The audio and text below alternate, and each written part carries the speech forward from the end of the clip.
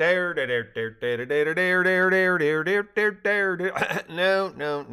that's wrong. Dixie Diamonds 107. Cooktown, Metz 621. Cochon, returning to the desk where Joey sat, listened as she said, I know very little in response to the DGSE agent's metaphorical dangling carrot of hope. Dr. Rosier asked for my assistance after speaking with the librarian.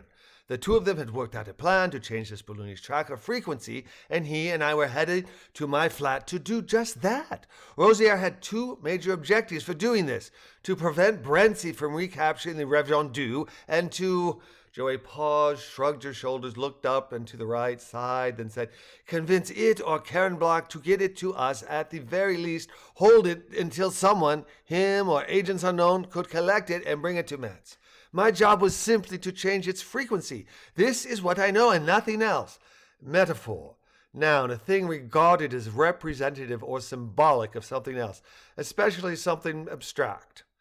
What do you know of this Brentsy character? Cochon asked. Do you know where he is, how he is planning to capture? Pausing, he rolled his eyes, then continued, this Balloony?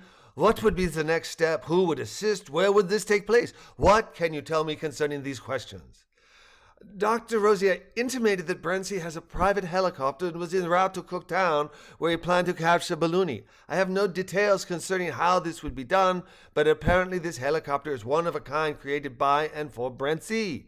It may be armed for all I know, she added, shaking her head minutely and quickly several times while shrugging her shoulders.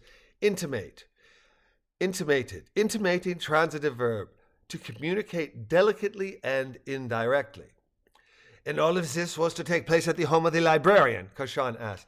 That is my understanding, but it's all hearsay. I don't know any real details except that I was going to help Rosier change Balloony's code so Brentsy could not track it, and we could. Cochon twisted his mouth to the right, filled his lungs with air, exhaled, allowed his mouth to relax, and stood. Do you need a restroom? He asked. We will continue our conversation after I confer with my colleagues concerning Brentsy. I shouldn't be long, but I want to make sure you are comfortable. Restroom, water, tea perhaps? Water would be nice. I will return with it, Cochon said with a nod and a smile. Your cooperation is appreciated, he added, before walking to the door and being buzzed out. That was excellent, Joey, Balloony said as the door closed. Truly excellent. How are you feeling? Do you want a moment, or may we speak with you? Everyone is in listen-only report, except Rosie, of course. What do you want us to do? Karen, Paul, can you hear me? Joey asked telepathically.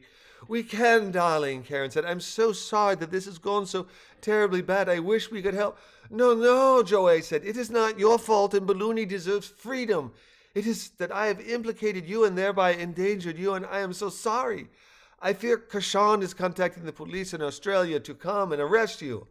Well, they'll have to find us, Paul said. We've been on the lam since Balloony smashed his tracker. On the lam, phrase, informal, in flight, especially from the police. Wait, Eddie exclaimed. What? Balloony smashed his tracker?